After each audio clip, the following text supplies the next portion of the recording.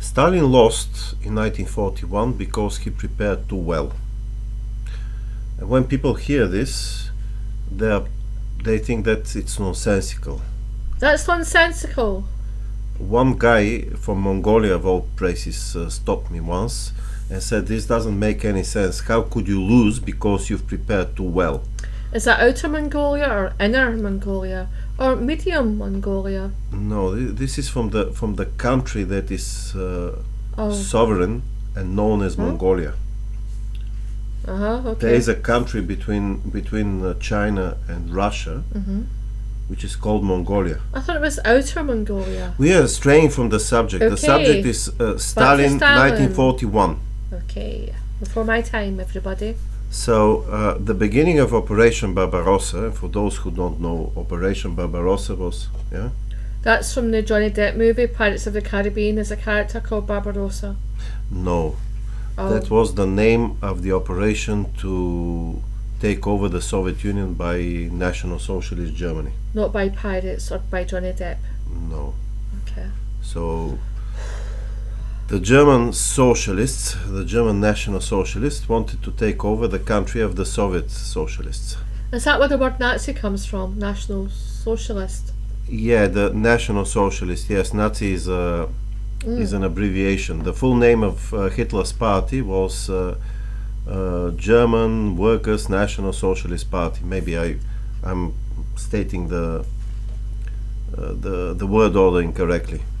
National Socialist German National Socialist Socialist German Workers' Party. Party. I'm sure that all these words were there. I'm not Yeah. sure what the exact word order was there. Okay. Anyway, that's not important. Let's focus on why Stalin lost in 1941. Okay. So the beginning of Operation Barbarossa in 1941 is usually presented as this unstoppable advance of the superior Nazi war machine against the technologically backward Soviet Union. And this looks plausible on the surface because the Germans conquered most of Europe very quickly, while Russia is known for being... Vodka. Yes, that as well, but it's also known for being technologically old-fashioned. Ah. So everybody assumes that the Germans were better armed, while the Soviet Union had no weapons. And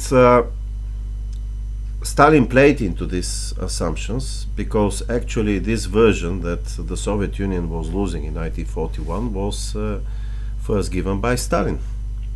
None other than Stalin. He was the one who said this. He did this in his speech at the Mayakovskaya metro station when the Germans were nearing Moscow. He said that we are losing, we being the Soviet Union, we are losing because we don't have as many tanks, the Germans are better armed, and so on and so forth. Did they have tickets for the metro? Were they on the train? Metro train? Well, they were not traveling. The metro was used because Moscow was bombed at the time. That was a safe place. Underground. Oh, because the bombs can't go underground. Yes, actually the okay. Moscow metro, it's called underground in some countries. It's known as metro there. It was specifically designed for bombings. Oh, It that's was a very good deep, idea. so it could withstand almost any bombing. Because back then they didn't have drones. Because drones Well, that's another story. Oh? Actually, the first drones appeared before World War II. You're joking. I'm not joking. No. I thought drones were quite recent, like the last 10 years. Well, or? quite recently they became more important because the electronics became cheap and fast and available. Actually, the Brits had drones before World War II, airplanes that they were using for target practice. The British didn't have indoor toilets before World War II, so Maybe, but they had drones, and these drones were quite advanced. For example, they could, if the radio connection was lost, they could automatically land on water. They were used by the British Navy. They would like glide in. No, they were actually land on water. They were, I don't know what, hydroplanes or whatever the name is. Did they have battery backup? No, they were not with batteries. They were with gasoline engines. Oh, really? Yes. I didn't know that. They were ordinary planes, but without a pilot inside. They were controlled by radio. And the Soviet Union was experimenting with radio-controlled tanks before World War II. And the Americans were experimenting as well. Actually, during World War II, the Americans already had drones that were not only controlled by radio, but had video cameras, so that the operator could actually see, have the view of the airplane that is going to be used for some suicide mission or something. Wow. And they had smart weapons, and the Germans were also developing guided bombs and all that. So these things are not new at all. It's just that technology now is way more available. Yeah, and it's more advanced, and like you said, it's cheaper, and yes, that makes it more available. And even these drones, that's what we mean by drones today, like the drones used in the Ukrainian war today. Even they're not a recent development. For example, the Americans had some prototypes during the Afghan war, and they thought of using them there. These were small airplanes with video cameras, and with they used engines from what's the name of these tools which are used to cut trees? Chainsaws, yes, because these engines are actually light and cheap and powerful enough. And stuff like this. So none of this is new. Wow. It's just that today it is really cheap. So it could be mass produced. It could be used every day in massive numbers. Can you buy it from Amazon or similar? Well, actually, many of the drones used today in the Ukrainian war are similar, if not the same. Did you tell me recently that some of the drone operators for Ukraine were guys who were into like computer games, like geeky computer guys? Yes, they're recruiting such guys, and turns out that people who have skills, computer game skills, learn how to use drones faster. So actually it makes sense, because to them you could all watch this online. I mean, they film themselves sometimes in these bunkers. You could actually see what's going on. Is it mostly males and not so much females? I haven't seen any girls. I suspect there are girls as well. I don't know for sure. In the footage I've seen, and that's available footage, again available on YouTube. The commander of the drone forces of Ukraine has a YouTube channel where he publishes these horrendous videos with Russian soldiers being chased by drones. And you could see actually how the expression of their faces at the end. Yes. Just don't say anymore at the end. Okay. Some are confused, some are terrified, some are I don't want to resigned. See that. The Russians, by the way, are doing the same. They also shoot such videos. By the way, the videos are shot not out of sadism or something. First of all, they need to shoot these videos in order to prove, because they are paid per kill apparently. This affects their... Sorry, the Russian... Both the Russians and the Ukrainians are paid per kill. Per kill, yes. They get commission for every enemy. Yes, something like this. I don't know the details. But also they're using this for propaganda purposes, because, for example, the Ukrainians know very well that these videos are watched in Russia. Oh, really? So obviously this doesn't help the Russian recruitment effort if you see what's going on with the Russian soldiers in Ukraine. And they garnish the the videos with music that is Dramatic? no, Oh. not at all. Circus music. Oh no. Like this, Oh, no. make it. The music is like taken from a Monty Python show. Or Benny Hill, Oh, Benny Hill, yeah, the yeah, where he gets chased around by the yes. females in Yes. bikinis and the little man with Yes. the bald head. They present it as some cruel comedy. Oh no. No, YouTube is bottomless. I mean, you could find anything on YouTube, from instructions on how to bake bread, or how to weld, to you name it. I mean, everything you can think of is out there, and much of what you cannot think of. I learned 5 different ways how to chop an onion. Okay, that's good to know. No, it is actually.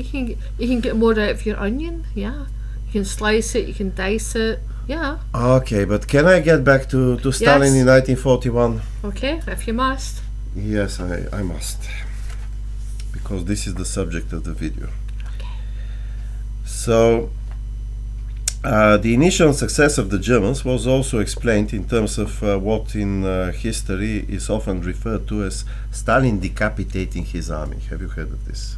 Yes, they cut their heads off with a big sword. Well, they were not cutting heads off. Guillotine. Usually the executions in the Soviet Union were done by shooting people at the back of their heads Oh. with a pistol. Sometimes That'll do it. sometimes they would do it when too many people had to be executed at once.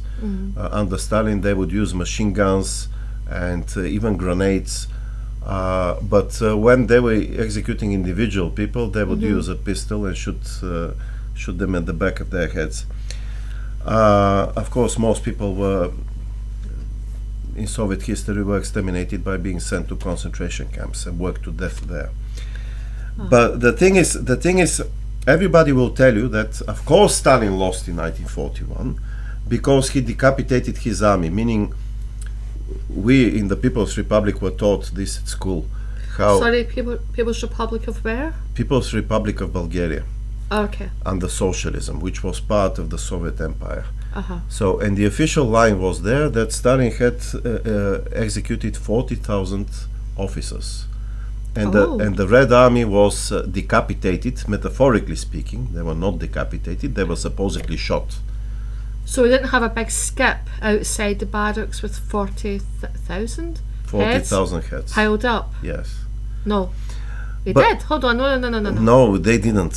Oh, he didn't. Okay. They were sorry. not chopping heads. That I can't speak Chopping English. off heads. Deleting this part out. They were shooting. They were shooting people. Decapitating. I thought it was just to like slice Decapitation somebody's is head used metaphorically here. off. Decapitating the army, because the officers are supposedly the head of the army.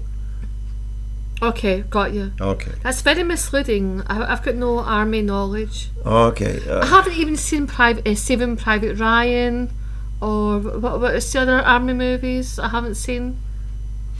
But Okay. doesn't matter. We are straying from the subject. Okay. It turned out Good that Morning Vietnam. I haven't seen that either. it turned out Stalin, as brutal as he was, and something like 50 million people were exterminated under Stalin. These are numbers taken from Professor Ramel's studies, his works, Death by Government, and the other works. As brutal as he was, it turns out he never decapitated his army. The number of the officers who were executed is less than 1,000, and somebody would say, "Well, this is still a large number, Yeah. although way smaller than 40,000." Actually, wait a second, I forgot my train of thought. I lost my train of thought here. Okay. Actually, that was a smaller number, percentage-wise. It was smaller than the general population. And also at the same time, for example, the number of the officers of the state security who were executed was around 15,000. And nobody says that the state security was decapitated. Actually, the state security was very efficient, both before and after this, especially after this. Also, So this myth about Stalin decapitating his army was debunked. It was debunked when the original documents were published, and it turned out that Khrushchev has been lying, because Khrushchev, the next leader of the Soviet Union, he was the one who came with this idea that Stalin lost in 1941 because the Soviet army was decapitated. What's his first name? Nikita Nikita Khrushchev. Khrushchev with a H, not K. Khrushchev. Khrushchev, yes. Khrushchev. Khrushchev. So this myth was debunked. Also, it turns out that those who were executed actually were unruly. They were bad officers. Many of them were not even military officers. Many of them were actually state security officers who were in military uniform. Many things in the Soviet Union were not as in the West. So people should not assume that they understand the Soviet Union because they know something about the army in the Soviet Union. Anyway, again, I'm straying from the subject. Well, it turns out, like I said, first of all, there was no decapitation. Next, the Soviet Union was not technologically backward. On the contrary, interestingly, and all the sources are quoted in the book When History Had Other Plans. All of them are referenced there. It turns out the Soviet Union had not only way more weapons, the Soviet weapons were of superior quality. They were better designs. So if we talk about, for example, tanks, Germany had something 3,000 invaded the Soviet Union with 3,000 plus tanks, something like 3,500 was the total number. The Soviet Union at the time had something like 30,000, which is almost 9 times over. You do the math. What's more, the Soviet tanks were better in every respect, in terms of firepower, in terms of armor, in terms of speed, flammability. They were not flammable. The German tanks were. Were they waterproof? Some of them actually were amphibious tanks. Germany had no amphibious tanks. So the Soviet army enjoyed way better weapons than the Germans, and things were similar when it came to airplanes, when it came to artillery, especially artillery. I mean, the Germans used field artillery that were basically World War I design. Anyway, so apparently this cannot be wrapped in one podcast. Bottom line, the reasons for why Stalin lost in 1941 were not the reasons that were traditionally stated. There were other reasons, but what these other reasons were actually is a matter for another podcast. Oh, to be continued, boys and girls.